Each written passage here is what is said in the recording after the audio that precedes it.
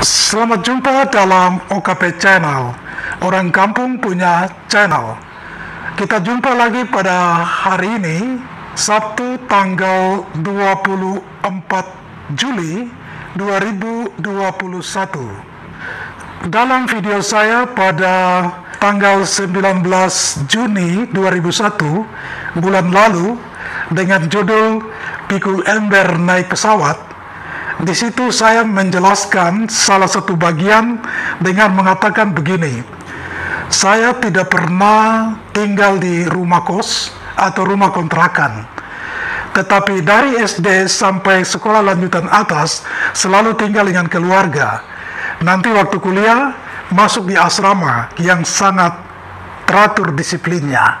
Dan pada kesempatan ini saya akan bercerita tentang pengalaman di dalam keluarga seperti apa sehingga seorang anak di dalam keluarga itu bisa berjalan menuju masa depan yang lebih baik.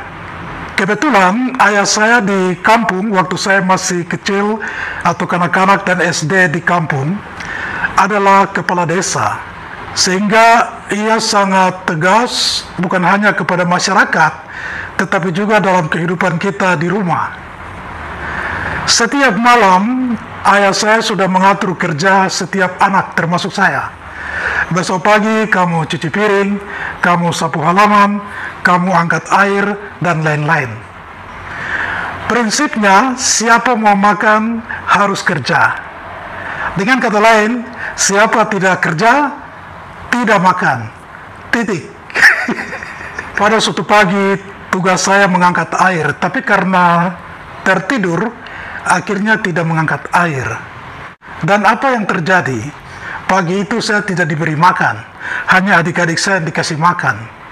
Sehingga ketika pergi ke sekolah, saya menyuruh adik-adik lebih dulu ke sekolah. Saya masih berdiri depan rumah sambil tengok-tengok bapak dan ibu. Siapa tahu mereka kasihan kepada saya lalu panggil makan cepat-cepat. Ternyata tidak. Mereka bilang, tunggu apa di situ, pergi sana. Ketika masih berdiri, seorang teman datang. Felix, ayo kita pergi ke sekolah. Dia paksa saya diam karena lagi kecewa. Dia paksa pegang tangan saya dan saya tidak tunggu, saya tonjok wajahnya. Saya tonjok wajahnya dan dia menangis. Bapak saya keluar, siapa yang bikin? Siapa yang pukul? Anak ini menjawab, Felix yang pukul. Kurang ajar itu anak. Bapak saya datang pegang tanganku, lalu suruh temanku itu mukul saya lagi. Dan saya dipukul oleh temanku itu, dan kami dua saling pegang tangan menangis ke sekolah. Ya, kadang saya merasa ini apa benar orang tua saya atau enggak ya? Kok berat amat sih jadi anak? Ketika sekolah di Kota Merauke, di sekolah lanjutan atas, tinggal di keluarga, ya, keluarga saya di Kelapa Lima Merauke, itu juga sangat disiplin, ya, terutama dalam hal belajar. Setiap malam ada meja panjang, kami duduk belajar. Bapak juga duduk di situ dengan tangan sebelah ada cambuk, rotan. Jadi kalau tidak serius belajar atau cuma ngobrol-ngobrol yang tidak ada kaitan dengan pelajaran, langsung cambuk.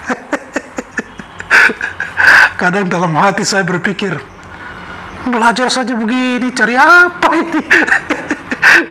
Tetapi apa yang terjadi ketika saya melanjutkan kuliah, harus jauh dari keluarga sehingga tinggal tinggal di asrama yang juga tidak kalah disiplinnya, ya, baik dalam hal makan, minum, kerja, belajar.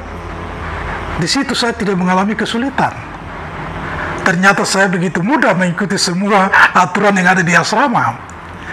Ya, kerja ini atau kerja itu semua beres. Duduk tenang belajar, itu semua sudah biasa di rumah, di keluarga. Di situ saya merasakan manfaat dari apa yang saya alami dengan keluarga, entah di kampung atau di Kota Merauke. Ada teman-teman yang coba diam-diam mengamat-amati karena mereka punya pikiran itu waktu itu irian. Mereka punya pikiran anak Irian itu kepala batu, malas kerja, bayangannya seperti itu. Tapi ketika mereka lihat saya, lain, cepat sekali dan begitu lincah buat ini. Lalu mereka tanya, kok kamu bisa? Saya bilang, lah kenapa? Saya bilang, saya sudah biasa di rumah, itu barang biasa gitu ya. Oh, luar biasa kamu. Tapi bukan masalahnya saya yang luar biasa. Saya mulai berpikir, ternyata keluarga itu hebat. Dan itulah yang membuat saya berkeyakinan bahwa suasana dalam keluarga itu sangat mendukung perjalanan masa depan seorang anak. Tentu keluarga yang dimaksud adalah keluarga yang memang baik, hidup teratur dan punya pemikiran untuk masa depan yang lebih baik. Kalau keluarga yang hidupnya kacau balau dan asal-asal hidup, ya mau harap apa? Dan begitu pun dengan anak-anak, ya.